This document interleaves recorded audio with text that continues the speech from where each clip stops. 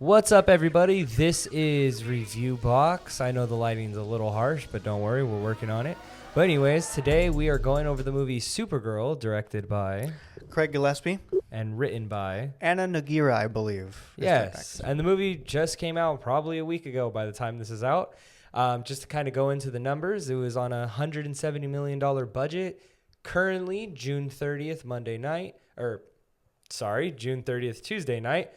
The movie is only at $68 million against a $170 million budget.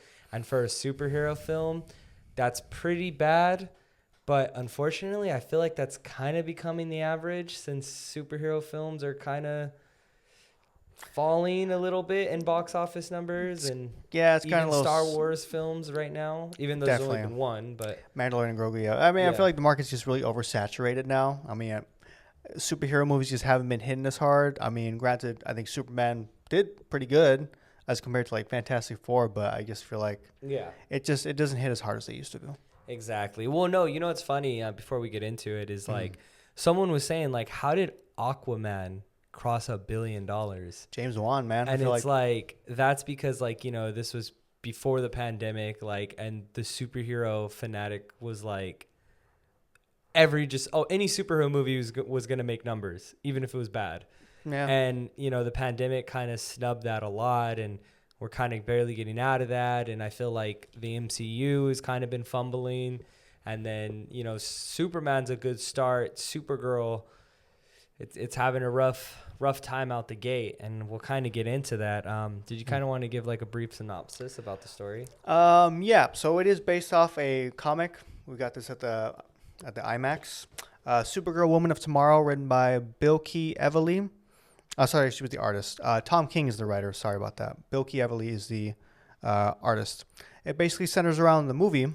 Supergirl, Kara, she is going through some trauma in her life. She ends up partying at a Red Sun planet, meets this girl, Ruthie. Ruthie's parents just died tragically from a murder by Krem. He's part of the Brigands, which is like a society, at least in this universe, of just genocidal, woman kidnapping men, just men primarily. And he goes on, kills Ruthie's family. Ruthie tries to go for revenge, meets Kara. They end up going on a space adventure to find Krem, and the plot just kind of thickens from there. Yeah, that's pretty much it. And well, one of the big key factors is Crypto gets shot by a poisonous dart, and basically the clock starts going is that Supergirl needs to find him to find the cure at the same time as the little girl wants to find him to get her revenge and everything in between of that. And, obviously this should go without saying, this is a newer movie, so spoilers. that was probably a spoiler if you haven't seen it yet, but please go ahead and watch it. I was kind of like saying this, like I'm not like a DC super fan, or I don't really know too much. But for example, I was saying like we all know Superman's origin. We all know Batman's origin story. So I feel like in the movies, we don't have to, necessarily rewatch that or see that again. I feel like Supergirl as an audience, like we haven't seen that. And so I feel like aside from the Helen Slater one from like a long time ago. Yeah. For what year was that? Is that like the... Oh my gosh. Probably like maybe the 70s. Okay. Yeah. See? 80s. So you know what I mean? Like it didn't have an origin story, and it sprinkled it out through the film. But I feel like the way the movie was edited, I feel like that actually could have just been in the front end of the movie. And I feel like it would have gave us more of like, okay, we're following her, we get where she's coming from, and then we dive into the present. And I'm not saying like, take 45 minutes to tell her origin story, but I feel like sprinkling it kind of diluted it a little bit, because they also introduced this new character who, correct me if I'm wrong, has she been a character in DC, or Nope. was she just new to this? She was new to the comic, so she was made primarily for the comic. Ruthie was the character's name again. She was just made by Tom King. She's kind of the center focal point of the comic, and I guess kind of the movie aside from Kara, but she's original. I don't know. Don't you think that's a weird choice to have your first movie and your central point is a new character? kind of. It's definitely a bold move, that's for sure. It didn't really pan out in our opinion. It didn't really pan out, but yeah, it's usually for like if you're gonna introduce a new superhero to this mythos in the movie format, you should probably focus primarily on that. See, like I don't want to bring MCU, but let's just say Iron Man. How they started off, they just Robert Downey Jr. Boom, they just start off with kind of his origin in the beginning, and they kind of get set you on that course.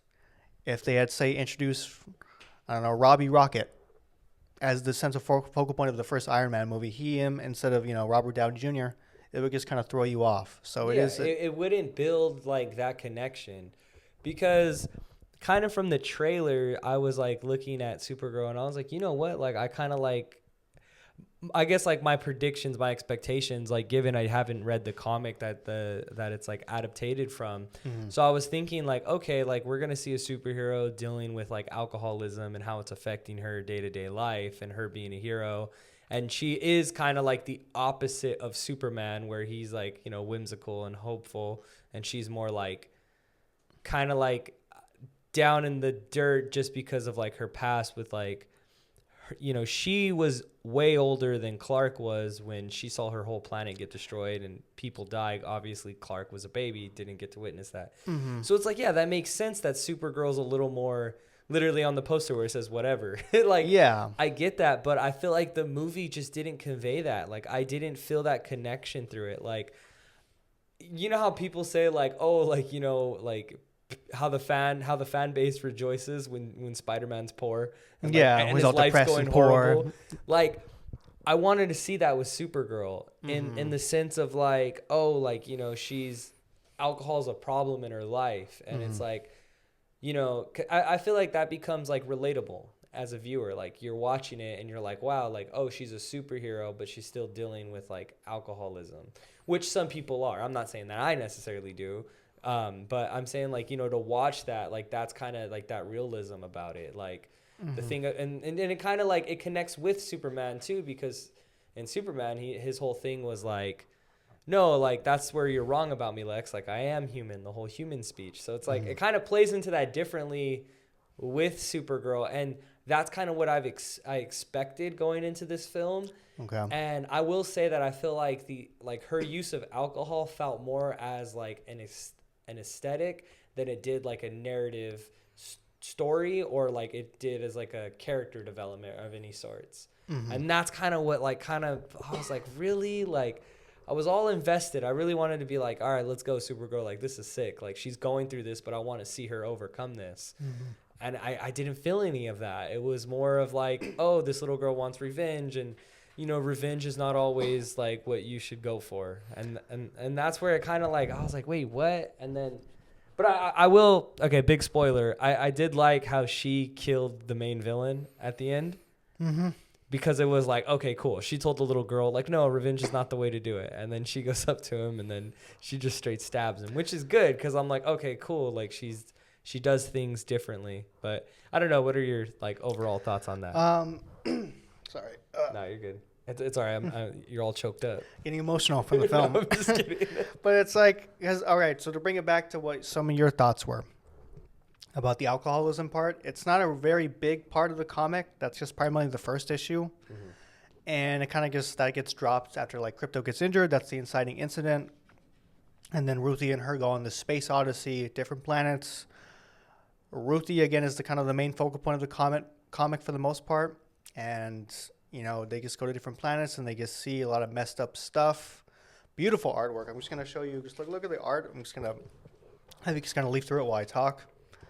And just compare it to like the movie, how the movie's, not just the tone of the film, but just the color palette is just very kind of dreary, not very colorful as compared to like the comic. That's only the first issue too. Like, it gets more bombastic and way more colorful as like the issues go on. But I don't know. It's just that this isn't primarily the original kind of Kara or origin, or not origin, but like just her characterization. Like, she's not always kind of this depressed. Like, she is, people I know, one of her common complaints ever in like her first incarnation, so she's just basically a female Superman. She's the same kind of like, cheery, optimistic, that type of stuff. So Tom King kind of just did a new kind of spin on it. Fun fact too: this original comic wasn't even supposed to be about Supergirl. It was supposed to be about Lobo. Lobo was the first, like, Tom King wanted to write about Lobo, if I can remember correctly, but DC editorials were like, no, we don't want you to use him. I forget what the reason was. So he just kind of had like he was just pulling from different characters, and eventually he just kind of settled on Supergirl, and that's how this kind of got made.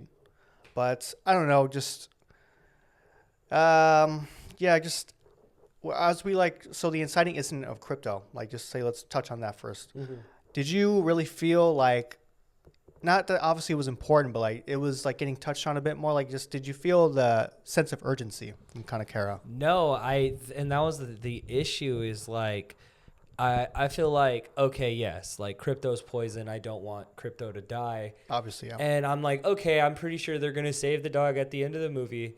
But the movie never once made me feel like they're not going to save the dog. Like, that was my issue. Like, it was not like, I don't know. Like, I had no sense of urgency. And to be honest, I didn't even like the build up to like when Crypto gets shot with the poison. Yeah, touch on that. It didn't even feel impactful. It was just like she's walking with the little girl, and like Supergirl's walking with her, and they're kind of just talking, and then the dude what's his name? Krim, yeah, sorry. So Krim pulls up, basically steals Supergirl's ship. Crypto's coming back. He shoots Crypto, and then I was just like, oh, it's like right there, and then it was like, okay, and then the next scene's like, don't worry, Crypto, we'll go get the medicine, and then it was like onward. It just felt, I don't know, it didn't feel as impactful, and I guess that's kind of where I lean more of like, maybe she was like kind of a little drunk when it happened, but they were on the Red Sun planet, right? So yeah, she didn't even have her powers to like be able to do stuff. It's just like, I don't know, I think that's where it let me down, like narratively. I wanted more. I wanted like more an emotional connection, and like really be like, I wanted to be there with Supergirl and be like, damn, dude, like that's her dog, like, that's all she cares about, like damn, she really needs to get this poison, like come on, like you need to stop doing this, and like, root for her. Like I didn't feel that. Like this movie let me down because it's like, I feel like it didn't let Supergirl shine. And that's my biggest issue with it. The main focal character just like continuously gets nerfed. Yeah. After nerf after nerf, and she just, even like her final like moment in like her final battle moment, just didn't really feel as triumphant as say like Superman did. Like that one, like just really, he gets back from like, he saves the woman from the falling building. Then he fights all like, Lex's men. You just hear the bombastic music is playing. Like you really feel like, oh yeah, there we go. There's my hero right there. But Supergirl, even like when she's on the Green Sun planet, she gets kryptonite poisoning. We see more of her backstory, and like this is kind of the moment where she's at her lowest of the low. Ruthie gets kidnapped. How are they gonna upend this? How are they gonna overcome this problem?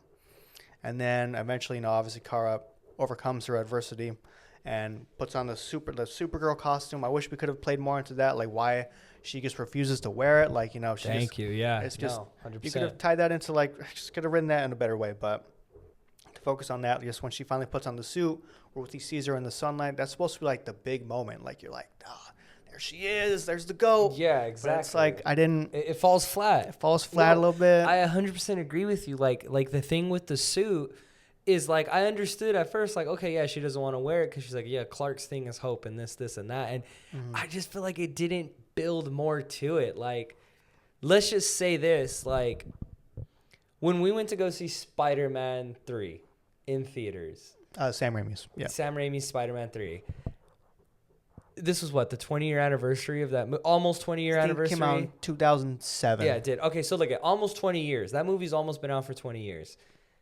We went to the theater when he finally puts back on the regular Spider-Man outfit. Gets it out of the trunk and everything. Gets out of the trunk, and you go, everyone's cheering. Everyone's like, heck yeah. Mm-hmm. Like, when she put on the Supergirl suit, you didn't feel that. And that's what made me sad, is because it was like, I wanted to feel that. You know what I mean? I wanted to be like, hell yeah. Like, she's overcome it. Like, she's threw on her, like, Supergirl suit. Like, she's ready to get down. Like, yeah. So that's what just disappointed. Like, it just, what I was trying to, this is how I explained it to Jacob. This is Supergirl for me. You're so desperately want a Sprite. All you're thinking about is, hey, I want a Sprite. You go to the store, you open the cooler, the Sprite is icy cold. You're like, oh my gosh. You go home, you open the Sprite, and you drink it, and it's flat. Like, that's how the movie felt for me.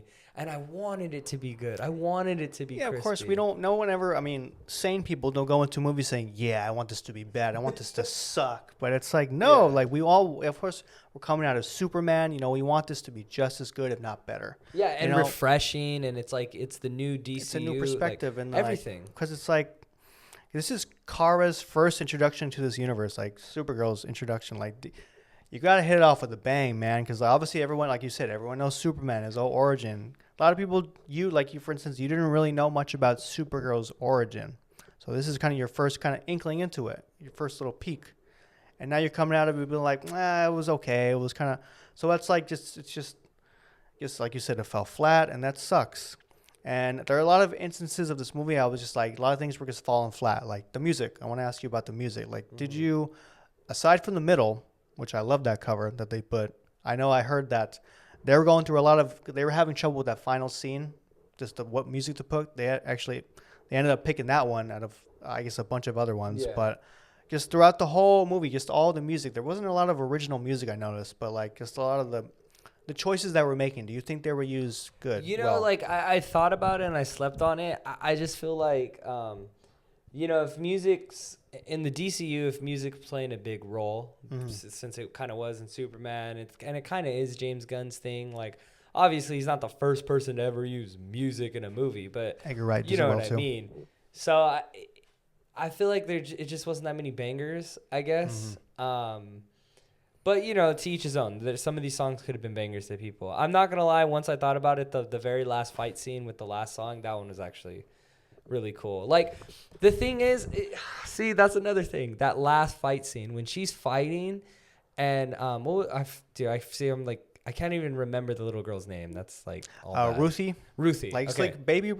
Yeah, Ruthie. So, Ruthie, like, when Ruthie is in awe, because Supergirl's, like, kind of like finally got her motivation back.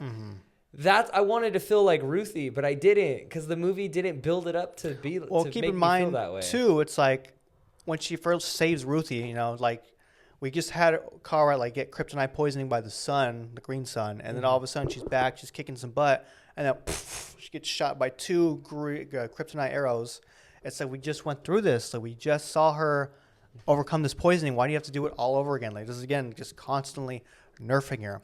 And it's like, I know they're gonna have another triumphant moment later on, but it's like, as an audience member, I'm just like, dude, we just did this. Like, why are you doing it again? Like, you just brought me through this gauntlet, and like, here we are again. You know what I mean? So she gets her butt beat, and then Lobo has to save her. And then how'd you feel about Lobo? I'll be honest, I love Jason Momoa, of course, but I just feel like this Lobo was a bit of a letdown. Like, you don't really know the character that well, but from the comics, he's the way they introduced him was kind of weird. They introduced him in a bar. He's just like kind of just drunk in a bar, and then like he's walking to like the bartenders or whatever, and then Kara's telling Ruthie like, oh yeah, that's Lobo. He's an immortal. He killed this whole planet. It's like just giving you like plot dumping or like whatever. He's lore dumping on him. Catching you up. Yeah. He, I think it was Nate, shout out Nate and Mike. I think they were saying like, he just felt, why do you feel like Beetlejuice?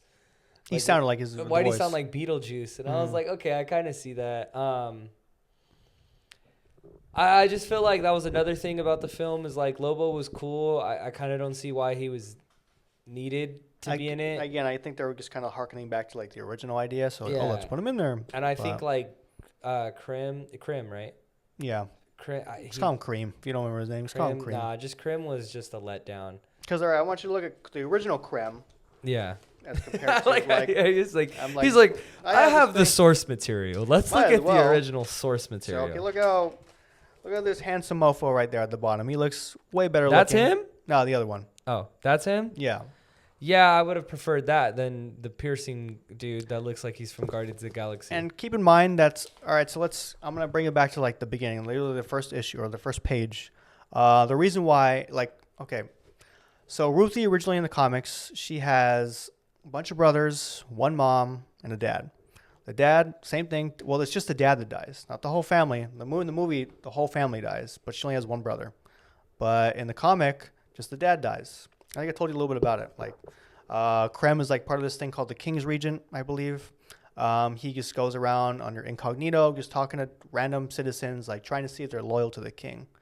And he makes a bald, like a rude, lewd joke about the king, and I don't want to say it, but it's like pretty ribald or whatever. But and then Ruthie's dad's like, "How dare you say that? How dare you say that? Like you're on my land." And he saves him too. I guess like also like Ruthie's dad saves him, like he's like parched, he's almost dead. He saves his life essentially, and then like he's like, "How dare you insult the king on my land?" And then I guess like Krem is like feels insulted that like this lowborn commoner, he's literally a rock farmer, and like he's insulting me. I'm a Kingsguard. So he ends up just stabbing him, kills him, and then just leaves him for dead, like he's dead already. And then Ruthie comes upon his body, but like, and then Ruthie has to come to terms, like just like there are just bad people out there. Good doesn't always triumph over evil. And it's just like I believe one of the words in the comics is "we're too small, it's too big," or something like that. Like it's basically saying like evil permeates the universe. Like it's too big for just the two of us. Like how do we overcome that? And that's kind of a big thing. Like Kara has to overcome her trauma from her past. Ruthie has to overcome, her desire for vengeance, and just they're each trying to overcome their own traumas. And that works a lot better in the comic as opposed to this movie, in my opinion. I don't know if you agree, because like, do you feel like that message kind of honestly that the story for the main villain, like in the comic and the way it plays out, it feels that's a lot better than the movie displayed it.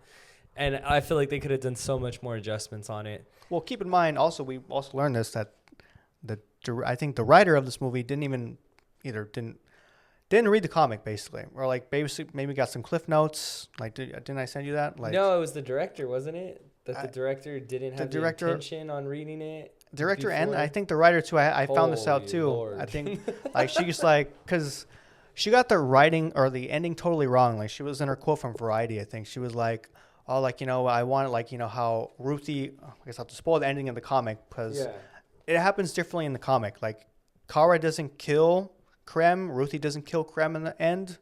They end up obviously beating Krem, but they trap him in what's called the Phantom Zone. I don't know if you know what that is. No, I do not. So it's like kind of like, I guess like the negative zone of Marvel, but you don't know what that is either. It's like basically just another dimension where like they just Kryptonians, for instance, would trap like the worst of the worst criminals. It's basically like a interdimensional jail, basically. So they stick them in there. Kind of like the thing at the end of Peacemaker. Kind of, yeah. Okay. I don't know if that is Phantom Zone. I don't know, but anyways, getting off track. So yeah, they trap him in there. You fast forward to after they've beaten him. To Ruthie is an old woman. Kara, obviously Kryptonian. She's like kind of like Viltrumites. They don't age, or they age very slower. They don't really appear to age, but essentially immortal. She comes back. They're just talking, and then they bring Krem, an old man. They bring him out of the Phantom Zone. He's seen the error of his ways, begging Ruthie for like, "Please forgive me. I'm so sorry. Like, thing I did to you," and da-da-da-da. Fucking Ruthie just smacks him in the face with her cane, and then she walks away. Kara walks away, and that's the end of the comic. But I guess Anna Nagira, the writer, said like, "Oh yeah, like Ruthie kills him at the end of the comic. I didn't want her to do that. I wanted Kara to do it for yada yada yada reason." Oh, but it's God. that's not what happened. So like if you're already misunderstanding that, then like it makes sense to some of the conclusions you make for this comic. So no, 100%. I feel like that's where you could get lost in it. But I feel like we've just kind of been just. I feel like we're not even like beating down the movie in the sense of saying like, oh, it sucks. It was just disappointing. Well, yeah, that's what I'm gonna say. At the end of the day, it's just our opinion. Like there are people that I've seen people in like. I'm going to shout out the Comic Pals podcast, their Discord. I'm going to probably post this video link to their Discord too. Copy. But there are some people that majority don't really like the movie, or they have the problems with it, but there are some who do like the movie. And I'd say, you know what? Good. I'm glad people do like this movie, because I do want a sequel to Supergirl. I do want another movie, but it's like, I don't think we're going to get it because people just aren't connecting. Like, I know unfortunately, you're going to have your misogynists. The incels a girl having powers, what? Like, no, it's just like, who cares about, like, first of all, who cares about them, I guess. But, like, they're a core part of the people that are not going to go see this movie. But then there are other people who are giving it a chance. They're just, again, they're just not connecting. Like for whatever reason, the writing, Yeah. the music, whatever. It's like something's not hitting all the beats. So I don't Exactly. So No, 100%. Just to briefly move on very quickly, I but one of my favorite scenes, I would say, is in the very beginning when Ruthie comes in and she's in the bar and she's asking for help for vengeance and everything. And just Supergirl is just totally just like, nope, I don't want to be a part of this. Like, I found that interesting too because keep me Crypto was like, it looks like Crypto's very aware of like, I didn't really get that from the Superman movie, but like he pulled out the jukebox and she's like, no, I don't want to do this. Like, stop, like, and he was very aware. Yeah. So it was he interesting. aware of like Interesting characterization. But I like when she gets down with the guy, like, in the front of the bar, and she's yeah. just all drunk about it, and then she's just like, "All right, kid, peace." Like, and then I think she pukes too. Yeah, she pukes too, and I'm like, "Okay, cool." I was like, "All right." I was like, "I kind of like this the way we're starting." But before we move on to the rating, what's like a scene that you really liked? If you have one. No, of course. Like there are, like I know, like you said, we're beating down this movie, but there are good moments in this movie. Like I guess the in the middle. That cover song, like that was, I do like, maybe it's just the music kind of playing a bigger factor for me, but I enjoyed that part. Like finally Kara gets to really let loose, and that's her big moment. Like Superman had his big moment. I don't think it's as impactful, unfortunately, but I think it was still a good moment that, Ruthie's finally seeing like Kara in her prime, just beating the heck out of these guys, these brigands, who are just terrible, terrible people, both in the comic and in the movie, both for different reasons. I like their characterization better than the comic, but it was just a really good moment, at least for me. I found enjoyment in that. I don't know if you have a similar moment. I don't know if that's your moment too, but I like the bar fight. But just to move on to the ratings, what do you give Supergirl? Okay. So for comparison, people that haven't seen Superman, I think I gave a 8.5. For Supergirl, I'm gonna give it. I think I'm gonna have to give it like a 6.5. It's not terrible movie. I would say still go check it out if you have not, or I'm gonna go see it again. I'm gonna give it another chance, but yeah, I give Supergirl 6.5. I'm just gonna agree with you. I give Supergirl 6.5. I give Supergirl 6.5. And just moving on to my final thoughts, I give Supergirl 6.5 because I felt like it just fell short. I hope with Man of Tomorrow, I hope she's involved more in it because I like this character. And I just hope they give her a more emotional story that we can connect with as a viewer, in my opinion, again. That's just how I feel about it. But, so that's how. What's your final thoughts? Final thoughts. I guess you had your little Sprite comparison. Yeah. My comparison would be, think of it like this. Somebody in your life. Your kid, your husband or wife, your best friend, somebody that has just this peak potential that they just have yet to tap into. This movie's that. This movie ends up, instead of going through college, getting a great job, just decides to flip burgers at McDonald's. It's just wasted potential. And it sucks because, keep in mind, I have knowledge of the comics. He does not. We gave it a pretty similar rating. Like, there's something about this movie that does not hit the necessary beats. I just wish there were just so many things that could have been done differently.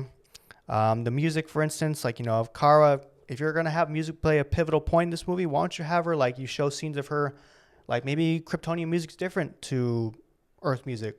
Find her vibing, like, okay, I'm kind of digging this band. I'm liking this. Like, if you're going to have that, write it into the script.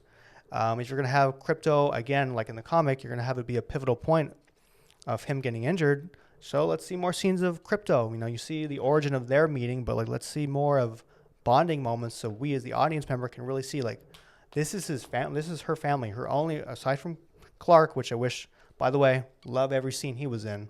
Always makes me smile seeing David Cornsweet. Love that guy. But again, I wish we could have seen more of, say, Krypto and Kara. That could have really established more of a bond with us as the audience, with them, their connection. Again, like you said, I wanted more. I went into this movie wanting to love this movie.